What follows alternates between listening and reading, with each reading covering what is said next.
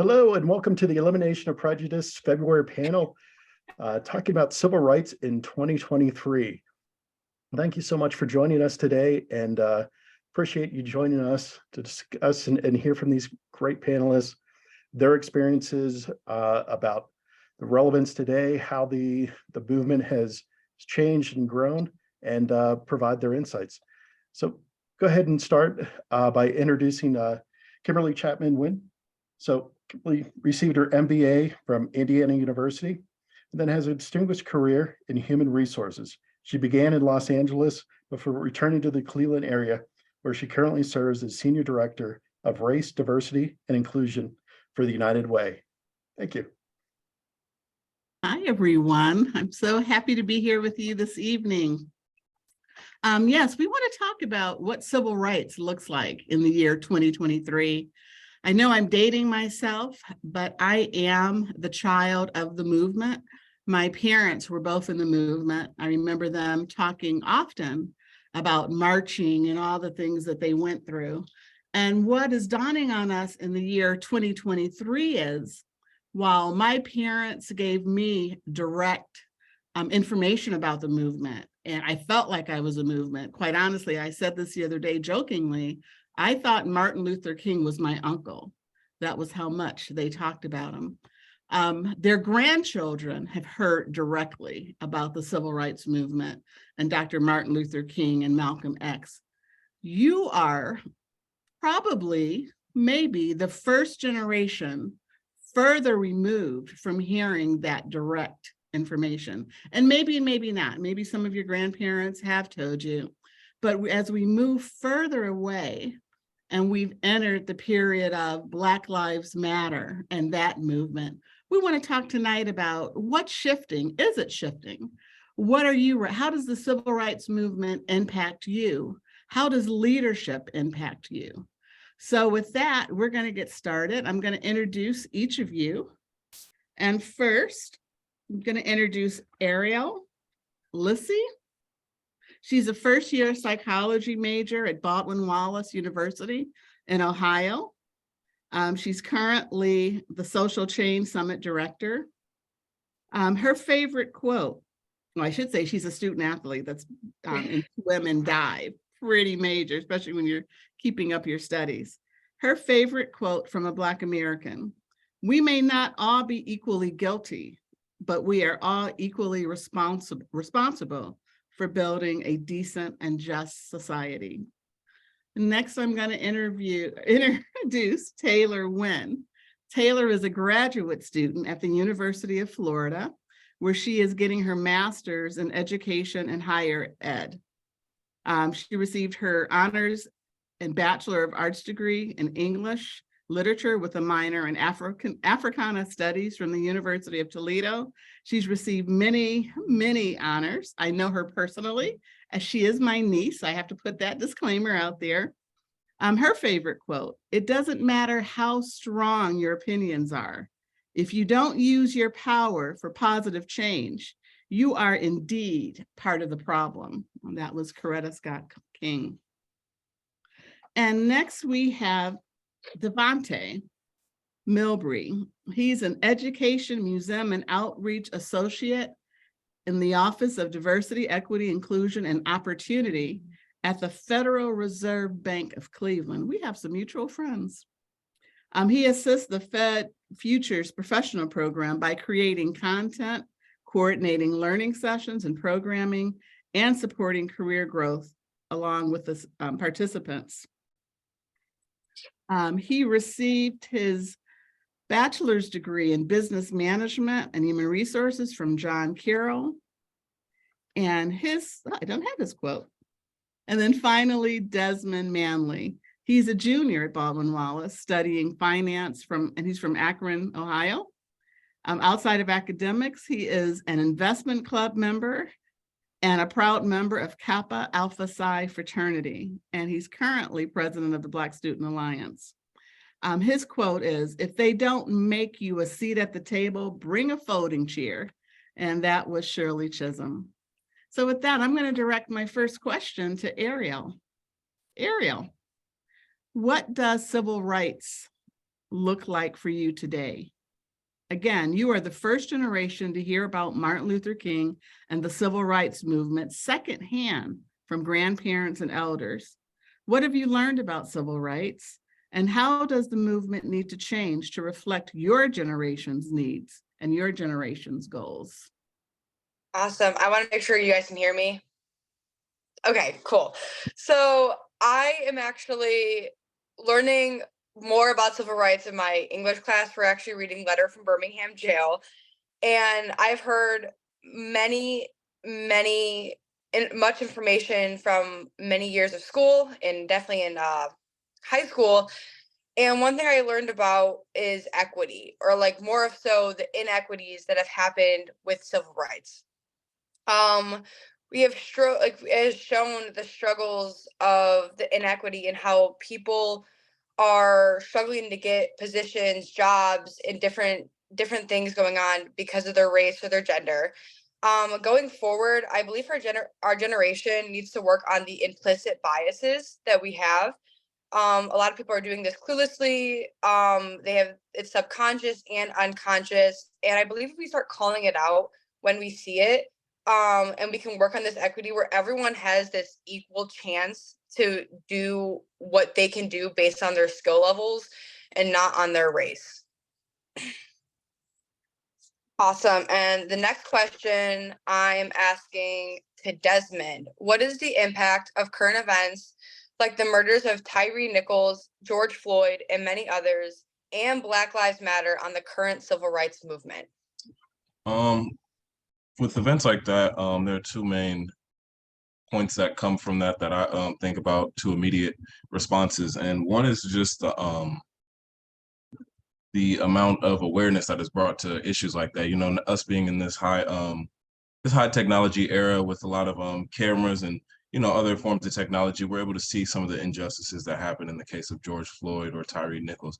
And as terrible as the crimes that are committed to them are, it does give me just a little bit of sense of hope to understand that these things are, can be seen now by a lot more people, and that hopefully it'll bring solutions, to change practices of police officers going forward and those type of deals. So that's one thing I see. A second thing is that I see is it brings people together. As terrible as these events are, like I said, you see the support around the worldwide that is given to these people, and it brings people together more than anything. So just of all the different events going on in the world and social media, it gives everyone a chance to. It gives me hope, or it encourages me when people lock in on a issue going on pertaining to people that look like me. So those are two immediate responses that I see that are happen when those type of events come up. I would like to pose the next, or I would like to move it on to Taylor, see if she has any comments regarding the same issue. Oh, Taylor has left, so moving I'll just go on from there. But I will ask Devontae, as you are early in your career journey, what concerns you most regarding civil rights? Yeah, so to kind of combine the two questions to add a little more context to my answer. Back in the day, yep, they brought awareness. Right now, we're in the early 2000s, so now we focused on opportunity. That's where the O comes in. Most of our DNI work, the diversity, equity, and inclusion, that's where the O comes from the early 2000s. And now we're moving away from the opportunity to more focused on the resources. And now opportunity is there. We all know that America is still the land of opportunity. However, are the resources there for people to support themselves in those roles and opportunities? So let's bring it a little bit more home when we talk about to college careers, or in your first few years in the industry in corporate America. What is there to support you to be successful in this white corporate world, or in your PWIs, or in schools that you're in there? So are there stable curriculums to help you get to where you want to be? So that's my most concern, is what are the resources? Are the resources properly funded or properly placed for you to help you meet your milestones in your career or in your college journeys? So that's one of the concerns I have about civil rights. So are the resources there for people to achieve their goals, to achieve their um, hopes and dreams, to really seize the opportunity that's presented to them based off what our ancestors and our grandparents have fought for um, in the civil rights era. Great. Yeah, and then Desmond, I'm going to pass it to you to see if you have any comments with that. Yeah, just along with everything you said, that was well spoken. One of my concerns most regarding civil rights is just that that the history still be intact and that it's not forgotten. As said earlier, we're kind of one of the well, as time keeps going, we're one of the furthest removed generations, from the pioneers of Malcolm X or Martin Luther King Jr. So just, as much as civil rights is being implemented, I think it's important that the history and, the fundamental purpose behind everything we're doing today is constantly being taught and, educated to youth, myself. I mean, education never really stops. So even at an adult age. So that's my biggest concern. Yeah, and let me add on to that. I'm sorry. Go ahead. With the education piece, knowing that it's only it's our grandparents, it's not that too far removed, and like you said, making sure the way it's taught, it's properly taught, and it's not black and white taught. I know one thing that concerns me as well is, like, we all have TikTok now, and TikTok is like one of the it's the platform for all resources, cooking, rights, what's happening politically, and all that good jazz. That's the good thing about it, is that it tells you, still, it's quick history lessons, and what it tells you is that civil rights is, it's not black and white. It wasn't just, it was still around in color TV. When you look at history books, they make the history books feel like it was ages ago, and it wasn't. So it was important to, like you said, to continue to educate yourself, letting you know that it was in color. These are people's grandparents who did the horrible acts and who experienced the horrible acts. So it's just important to make that connection, to make sure it's people are still alive who experienced and lived those traumas. Absolutely. Well, Devontae, I'll send this next question over to you. How do you believe employers can help advance the efforts of diversity, equity, and belonging and inclusion in the workplace?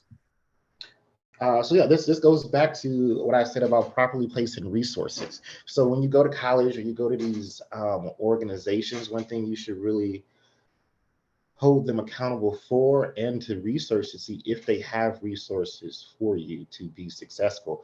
And those resources, do they have mentoring programs for you? Do they have people who look like you in leadership positions already? What are their D&I efforts? How well are they reporting on their D&I efforts? What lens are they looking through with their D&I efforts? For example, for me, the one thing I look at to hold companies and colleges or universities accountable is, how are you reporting? Okay, you're saying you are um, attracting minority talent, you're getting students in, but one thing you don't talk about, how are you retaining them? So how are you, okay, you started the story saying you got them in the building, yay, you increased the amount of people who apply and got accepted into your organization, onto your college, or hired into certain positions. But now what's the next step? How are you retaining them? Where are the resources at for them to continue to grow in that organization or in that university, so they can reach the end goal, and you could have more people have more loyalty towards your company or to your college, to build that network or alumni, so you can then have that reoccurring resource back to your college or company for those students who are looking for people who look like them.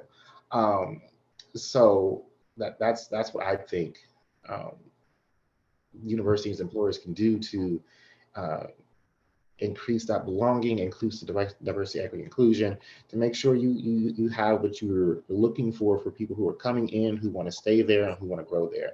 Making sure you're not just attacking a singular step in the process, but you have a curriculum of helping that person grow as a person, as a leader, as a student, as a teacher, and as a mentor for other people who are coming after them. Definitely, definitely. Agree 100%. I have nothing to add on to that. So I can push the next question over to Ariel. And as a college student, what are your expectations for future employers as you move on to the workforce after this?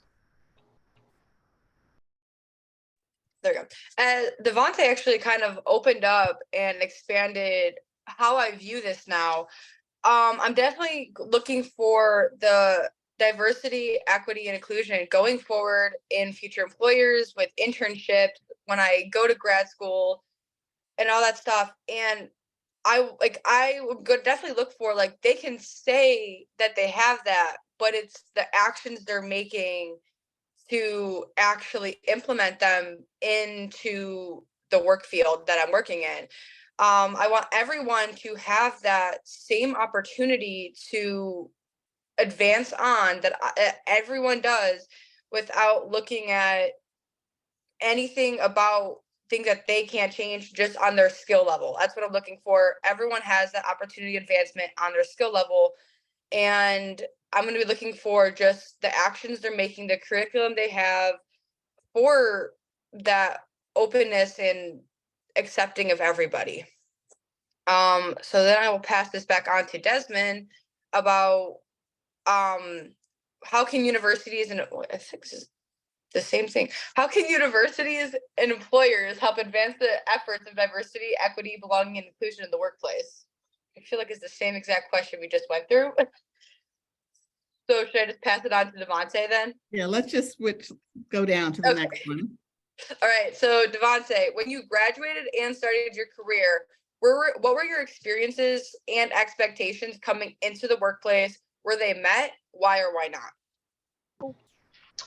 Like everyone who's entering into the workforce after college, because you got to make those loan payments if you have loans, is to make money. Keep it simple, making the money. But when I'm making the money, um, like I keep bringing it back to, how can I grow? Is there opportunities for investment, and in those opportunities for advancement, what resources are available to me? Like, we're all lifelong learners, and learners need resources. You can't just, yes, you have experience with learning, but also, do they offer you opportunities to go back to school to get certificates to expand your technical skills with performing your job? Or if you have a special project you want to work on, or they would like you to work on, is it that resource for you to get extra knowledge, to bring it back and have a better product for your company? Another thing is that one expectation I had, false expectation, is that I need to get my life together immediately after I graduated. I need to go ahead and enter a relationship, go ahead and next year get married. After that, buy a house. After that, make sure I'm advancing in my career, so by the time I'm 30, I'm already an SVP. Not going to happen. You can cut that out. You can take it slow. You can move at your pace. Go slow, learn your company, learn your job. It will benefit you in the long run. There's no need to fast track your life, because in the end, you're still like 22, 25. Like, it's between 22 and 25. You have time to do stuff. You don't need to accomplish everything within your first 5 years of graduating. Another thing is that I was actually going to use my degree in my role. What college really taught me is how I like to learn. How do I structure my thoughts? How do I structure my learning style and communicate that to a manager? How do I communicate my needs? That's what college taught me. My classes that I took in college, I'm not necessarily using in my day-to-day work. I know some of our senior professionals would tell you the same thing. They really use day-to-day, um, their day-to-day job really represents back to what they did in their undergraduate. It did give them the skills to self-manage, to prioritize, to navigate different things all at the same time. But you don't really use your degree within your role. Your role is allowed to change. You may not get your first role out of college, may not be in your degree field at all. You might be studying finance, but you might be going to be a math teacher. It has similarities, but you're not technically in your field. You might be in finance, but might become a project manager. So just don't be fearful, or don't let it be a negative shot to your ego or to your growth experience because you're not entering into your direct field right after college. There's always opportunities. You'll always get to flex it. You'll always use your skills that you developed in college, which may be leadership skills because you're on a president of the Black Student Organization at your school, or you're a financial officer here, or something over there. You're using more of your soft skills that you built up in college, rather more of your technical skills that you've learned in college, or your subject matter experts that you've learned in college. One thing I also had to realize that it's okay to go back to your parents. You don't have to live and buy that apartment or buy that house right after college. If you're fortunate enough to do so and you have a decent relationship with your parents or guardians, save some money and move back. Don't take on all the financial burden of being an adult all at once, whether that's getting a new car and buying a house at the same time. I negatively suggest that. Don't do that. If you can slowly build financial independence from college, do that. You don't have to take on everything on at once. And also position yourself to always be the best version of yourself that you can be. Making sure you actually finish your degrees. You're actually doing some self-management and self-growth for yourself. You are showing patience and grace to yourself. You know what your work-life balance looks like, and you have the ability to communicate that to your boss and your team. Knowing when you need to step away is very important. And right now in college, that's what you should be learning, is learning when you need to take a break. When your syllabus is saying you get 3 absences, that's treated like it's PTO.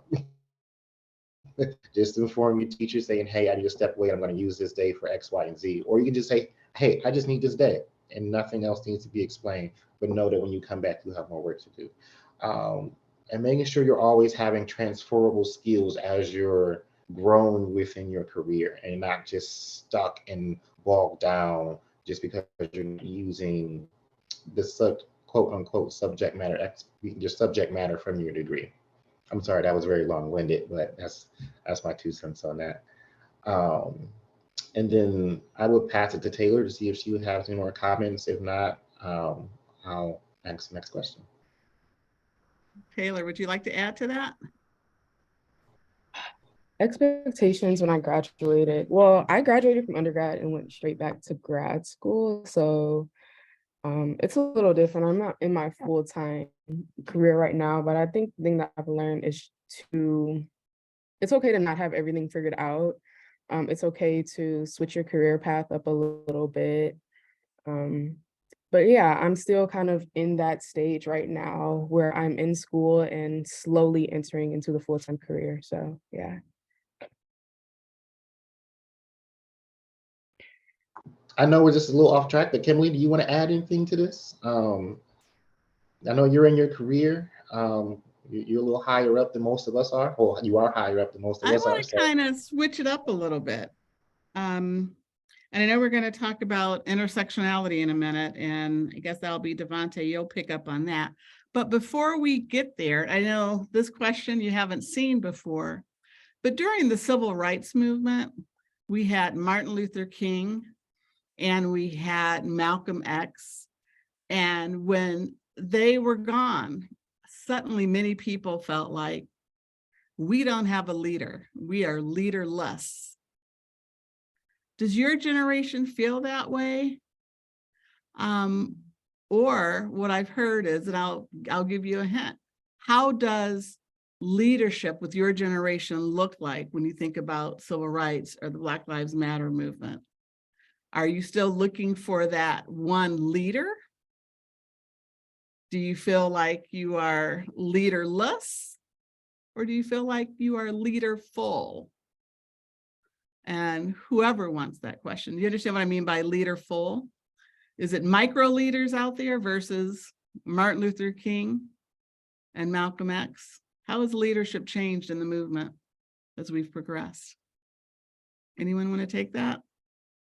I'll comment on that. So I personally don't think that we will ever see another Martin Luther King ever again because his impact was just so great. But I think when it comes to leadership, I personally have mentors in specific roles that I'm trying to acquire, and I look at them for leadership. I look at individuals who are actually doing the work and not just tweeting, and just wearing t-shirts, not just having hashtags and quotes in their bios, but they're actually doing the work. I don't think that we have just one leader. And then looking at that question is also, what do we consider leadership to be? Because what I consider leadership to be is more geared towards leading education, because I feel like education is greatly important. And so my leaderships will always be education and equity and social justice focused, while someone else's leader may be different depending on what they believe leadership is. Um, so yeah, and I also think this may be pretty conflicting, but I also think our generation is pretty divided.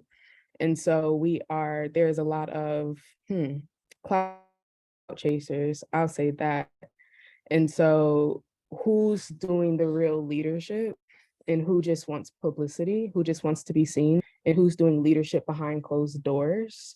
They don't care if they have a video camera following them. I see a lot of random acts of kindness, but they have a video camera following them. I don't know, that seems kind of staged. So I think of leadership, I look at my individual people who I look up to within mentorship, who's actually doing the work, and I consider that leadership. Awesome. Thank you, Taylor. Does anyone else want to answer that? Desmond? Yeah, I can speak on that. Taylor, for the most part, hit like everything on the money. So like I'm kind of piggybacking on a lot of what she said. But yeah, I do my overall idea is, yeah, we will never see another leader like Malcolm X or Martin Luther King. But I think leadership as a whole is just your power to bring people together and focused on the same idea, central idea. And I believe just in this era that we are of social media, there's a lot of division and just differences of ideas, hard to get a lot of people on the same accord.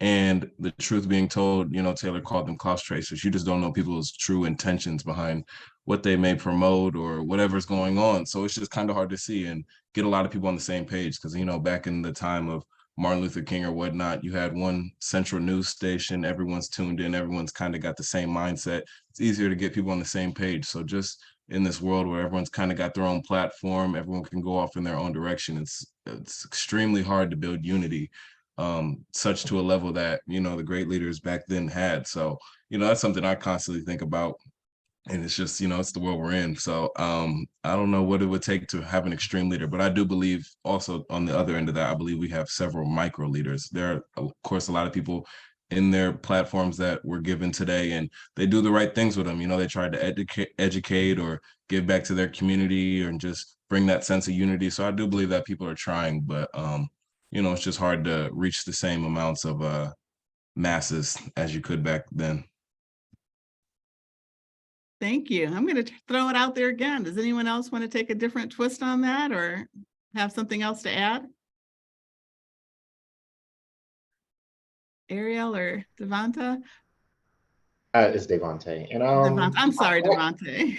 you're good. I agree. I agree. We have a lot of micro leaders. I believe the way people receive information is completely different, and how you decipher who to follow is a lot harder, because you never know the intentions, and also nobody has the backing that those two men had.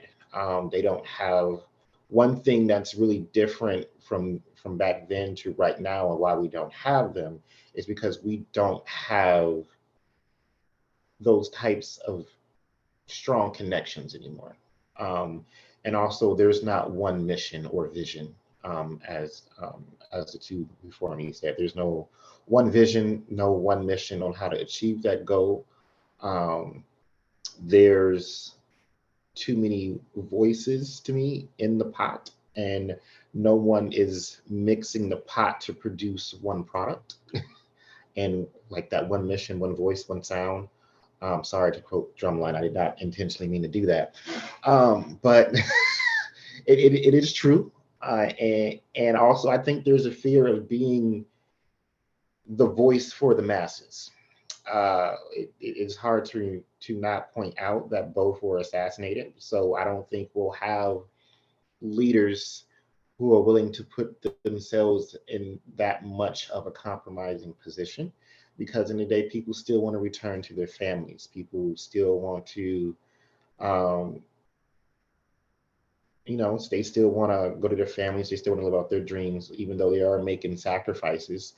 No one can dismiss that everyone is making a sacrifice to do what they can and a part of moving the world forward.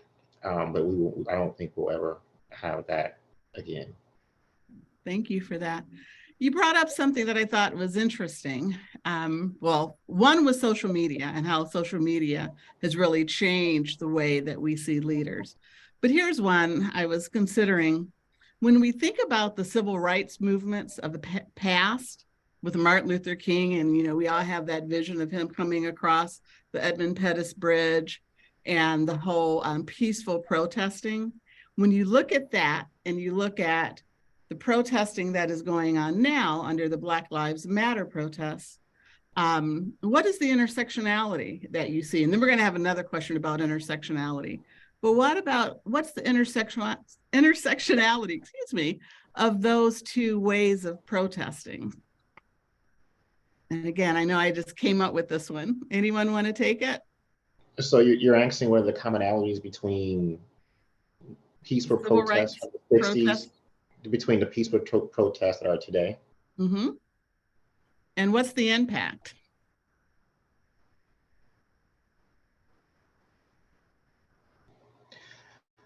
The similarities is that we still unite. When we're called, we can show up and show out. We can unite. We have a presence, and we continuously know that there's strengths in numbers. Where we differ is the impact is not the same. To me, is not the same. It doesn't have the same weight because we're not dealing with the same people. We're dealing with a different generation who does not respond to peaceful protests in a positive way.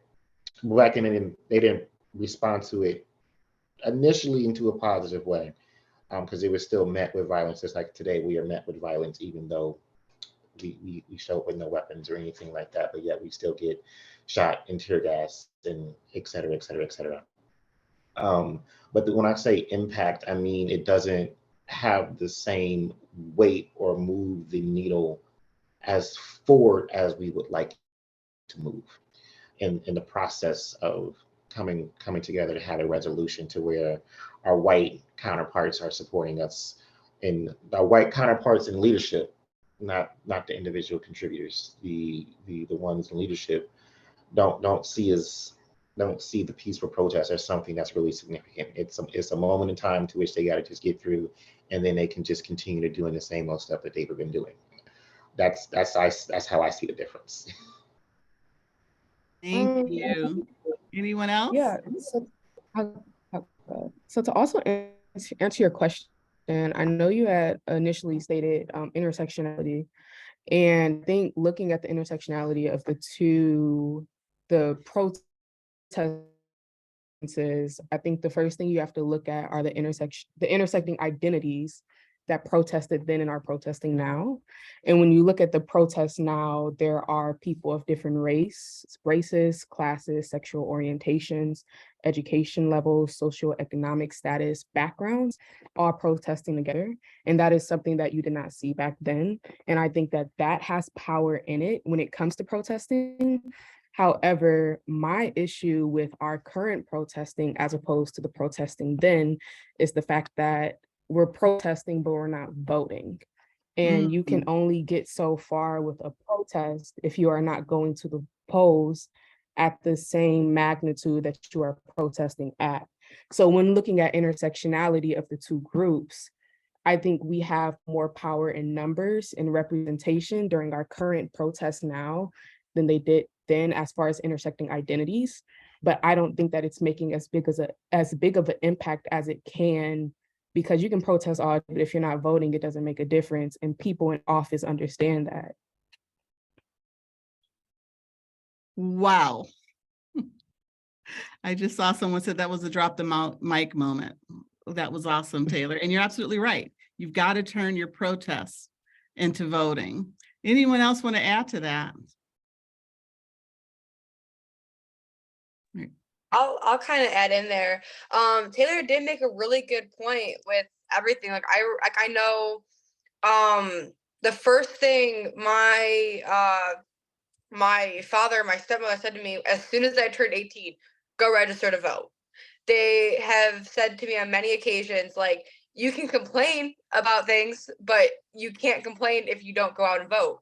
I found it like really interesting, like, very important. And I know like I'm gonna be like the first one at the polls whenever I can be, like definitely for the next 2024 election next year and everything like that. So it's like, but you have to, you like, I've said it to some of my friends too, like, you can't complain if you don't vote and make that change.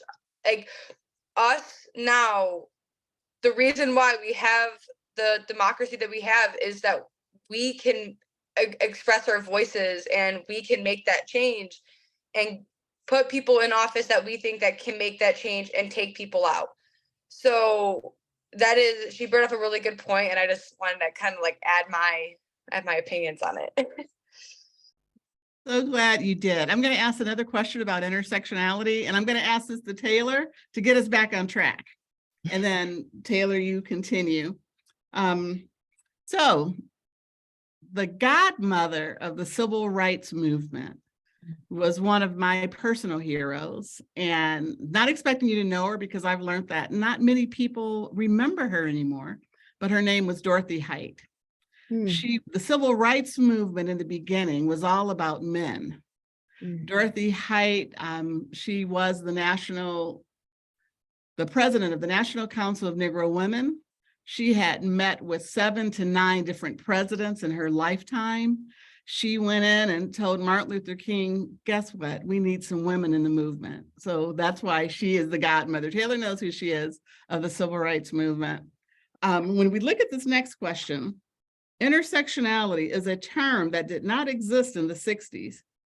Do you think that intersectionality changed the civil rights movement, and how has it progressed? I don't think it necessarily, when I think of change, I don't think it changed the civil rights movement. I think it enhanced it, but it enhanced it kind of in a more private way. When you look at certain civil rights leaders like James Baldwin, Audre Lorde, Lorraine Hansberry, all Black individuals, all a part of the LGBTQ community. And so they were able to reach groups that perhaps are Martin Luther King or Malcolm X, the two we always talk about, were not able to because they had those intersecting identities. I also think when you look at intersectionality and the civil rights movement, it is important to highlight Black women in the movement that were never highlighted, that were never really put on the forefront. But if it wasn't for those Black women during the civil rights movement, the Black men wouldn't be able to sustain themselves because they had that support of Black women behind them. And that's a large part of intersectionality. I think also when you think about it, you have to acknowledge the individuals that weren't Black. You have to acknowledge the white individuals that also came in and helped with the civil rights movement. So all of that was a part of, all of that technically is intersectionality, because so those are all intersecting identities. So it was always there, but honestly, this term of intersectionality just came about a couple years ago. So it's still new. So it was always there. It was just in a different form. Yeah. Thank you, Taylor. Anyone else want to tackle that one?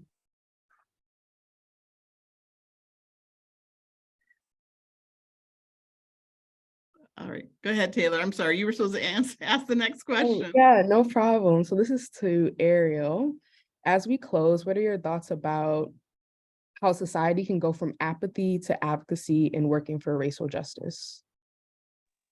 Awesome. Going forward, I think we need to start calling out people on the implicit bias. I think like I recently had learned about this in a psych class.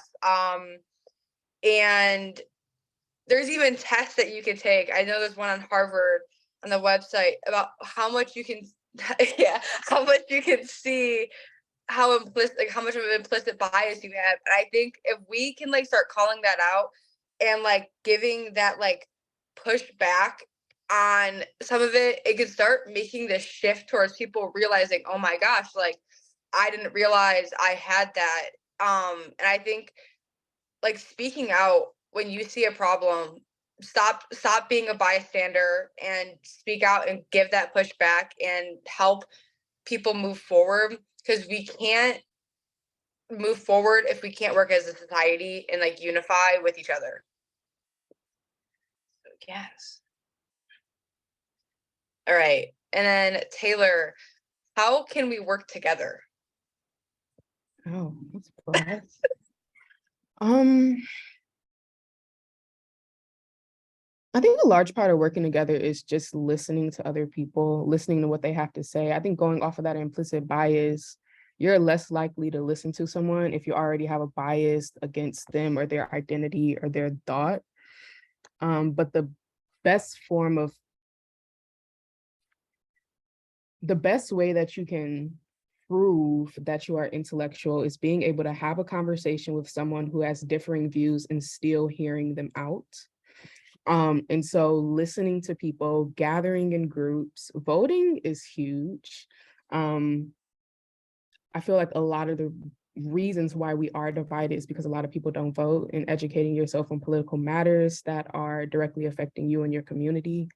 But I think a lot of it just has to do with setting aside those implicit bias and listening to individuals, putting your pride aside.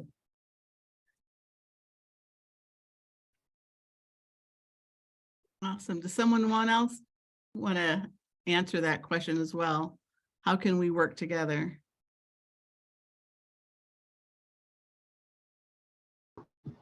Sure, I like the way Taylor stated that is by saying put your pride aside. I would also say saying when you're wrong and saying, "Oh, I didn't see it from that way. Thank you for enlightening me. Like, thank you for adding that perspective." It's okay to still disagree with something, but it's even when you disagree, you can still be polite and inviting people into the conversation, and going back to the intersectionality, letting them know it's okay. Like, oh, I see your perspective because you have different experiences than I do. Um, and it's just all about, as you said, listening. And when you listen, making sure you have positive intent when you respond, and giving people the grace of having positive intent and not just assuming just because they don't have a shared experiences, they can never relate to what we're going through or empathize or understand. Um, it's all about still just recognizing that we're human and we always have to educate other people about our own human experience. And another important piece is like voting locally as well, because those are the elections that directly affect your community. And that can also bring communities together. A lot of communities are divided. And so making sure that you get those people in office that are local who are directly affecting you is very important. Thank you. Absolutely. Especially when it comes to law enforcement and judges, right? Mayors, sometimes those are the most difficult ones to research, but our judges are probably some of the most important, as well as other local officials.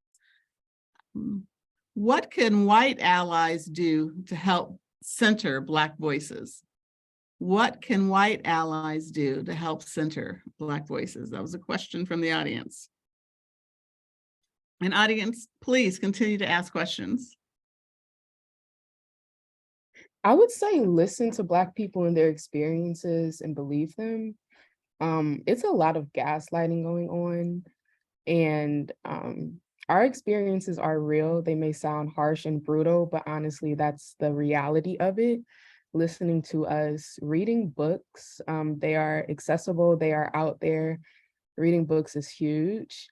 And yeah, I think those are the two. Just really listening to us, believing us, and yeah, reading books. Yeah, and I would pick back everything you just said, and also when you listen to the intent with the intent to understand, and accept their experience, not to respond, not to come in and be the commentator or the problem solver for that particular issue for when someone is coming to tell you about their experience. Ask the question, yes, how can you help to improve what they just experienced or how to help navigate through something? Anything like that is totally fine, but don't listen with the intent to solve the problem immediately right there. I know for me, when I come to vent, I just need a moment to vent. I know what I already need to do, but also I just need to get some things off my chest.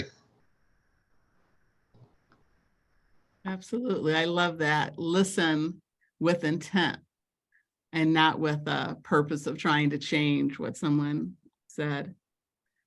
So as we think about and move forward, let's go through. Are there any more questions? Oh, maybe there is one, I see. Oh, I think Ariel had a want to say something. You guys hit it right on the nail. I was just gonna kind of go like listening to them. Don't try to solve the problem. Some people just want to talk about it, but also like the reading thing. Sometimes history books will leave stuff out, and I have heard about that, and I've noticed it. Like, do more research. Also, don't believe everything on the internet. Um, but do more research. Know exactly actually what happened. Obviously there is textbook, but there's so much other hidden things that are not in that book that you might not learn in history class. So the whole reading aspect is, I think, going to be really important going forward to actually know the full history. Thank you for that, Ariel. Absolutely. So as we get ready to close out, what final thoughts do you have? What final thoughts do you want to share with the audience? I would just like to say that it's encouraging to me that, panels like this exist and that there are like-minded people nearby and still around the country that think these thoughts. And I mean, as long as conversations like this continue to happen and don't stop, and they, include people from different sectionalities, different backgrounds, then that's the education that's the form of education that we've all been talking about throughout this entire discussion. So, I mean, it feels good knowing that I'm doing a little bit of a part of it. I'm doing my part, not just being a hypocrite. I'll talk about it. So I just appreciate this opportunity in this panel. Thank you, Desmond. Someone else like to speak? I'll say, like, go out and vote locally, state, federal. Go out and vote and just go and make your change that you want to see happen. Be the change, right? Be the change. Who else?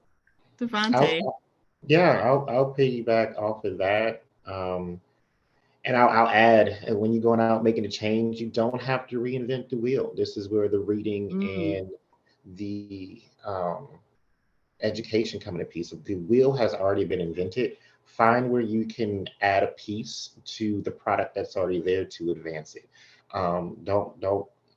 We are in a world where entrepreneurs and everybody is starting something new, and honestly, that's somewhat of a reason why I think we're not progressing forward, because everyone is starting from ground zero. We're not at ground zero. We're actually way farther than most people think. It's just about now hitting it in the middle and then taking it a step further, finding where you can be an individual contributor to the bigger painting, and where's your brush stroke in the bigger picture. And so yeah, that's my comment. Thank you, Devante. And Taylor. I think it's just very encouraging to keep having these conversations. Don't shy away from hard conversations. They clearly need to be had. I know a lot of people who don't want to talk about controversial stuff, but sometimes it's those controversial and hard conversations that need to be had to impact change. So keep having the conversations and keep talking about it, bringing awareness to it. I've got to say, you all bring me so much hope. I hope I have plenty more years left, but knowing that you all are standing in the wings brings me hope, gets me excited about the direction that we're going. I love the fact that you talked about voting, because yes, it's one thing to protest and you can be thousands, millions strong, but if you don't turn that protest to a vote, it doesn't matter. Particularly, and someone mentioned voting locally. Again, that's some of the most important voting we'll do, but that's when it gets hard because you got to do your research. And kind of what someone said about books sometimes, we don't want to do the research, but with everything we do, we have to be intentional. So get out there, understand your community. There's an organization and it's mostly women. It's a walking group.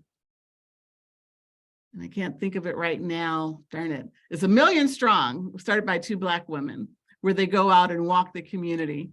Part of walking the community is understanding your community, getting to know your neighbors, but then also encouraging them to go out and take care of the community. And one way we do that is by voting. Don't believe everything you read or you hear. That was another comment you made, particularly on social media, because there's a whole bunch of lies out there, right? And you all have proven that you understand the importance of digging in. And not everyone, there are a lot of people. What did you call it, Taylor? Cloud chasers. Cloud chasers. There's a lot of that going on. And I laugh when sometimes it's just all about how many followers or how many likes you can get, as opposed to creating real change. Devontae said, you don't have to reinvent the wheel. You know, so much of understanding our history, so often we talk about, we have to know our history so we don't repeat it. Well, we also have to know some of our history so we can learn and repeat the good things that we need to know. And what does it mean to be a community organizer, for example? We know that Barack Obama did a lot of community organizing. Right now, there are leaders doing community organizing, again, getting out there in the community. We asked if you were leaderful or leaderless. For the most part, you all talked about micro leaders. There's a lot of leadership going on. And what's really important is each and every one of you and each and every one of us, we are leaders in our own right. So what are we going to do with it? We can't sit back and wait for someone else. Identity is important. I love how you all brought together that intersectionality. You know, so often we just think about gender, but it's also the LGBTQ status. There's so many parts of identity. How do we bring all that together? Because there's power. And like with these more recent protests, there was power in all the identities that came out to be supportive. And don't run away from it. These are hard conversations. But through conversations, we can build bridges. So I ask you all to go out and keep having the difficult conversations with your peers and go out and continue to bring people in. Take a whole bunch of folks to vote. And before you go vote, sit down and have the conversation about it. And with that, Girl Track, someone told me the name of it. It's Girl Track. If you're not familiar with Girl Track, it's 2 Black women, and that's why it only takes 1 or 2. They started a health movement, and their goal was to get over 1 million Black women and allies to walk 30 minutes a day. And guess what happened? They got 1 million women and allies. So Black women, white women, men, you name it, different gender identities, and to get out and walk the community. You learn a lot by walking the community and not just seeing what you can learn on social media and on Netflix.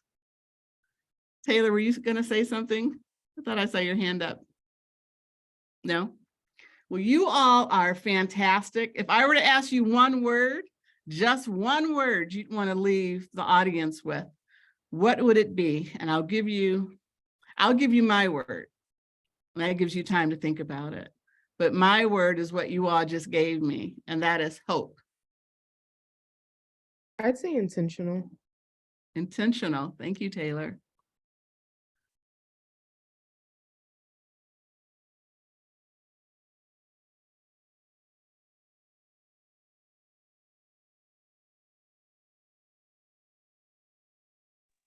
I would say mine is change. Change. It's a good one. Change. Mine is vote. Vote. We gotta keep pushing that vote because we got to do some serious voting. Discipline. Discipline. Wow, that's excellent. So you all have given us so much to think about. We thank you for that. And we look forward to having this conversation again. Again, you are the future. You are our leaders. And we like what we see. We like the direction that you're taking us. So thank you. And Thank you, everybody. Enjoy your evening. thank you for joining us.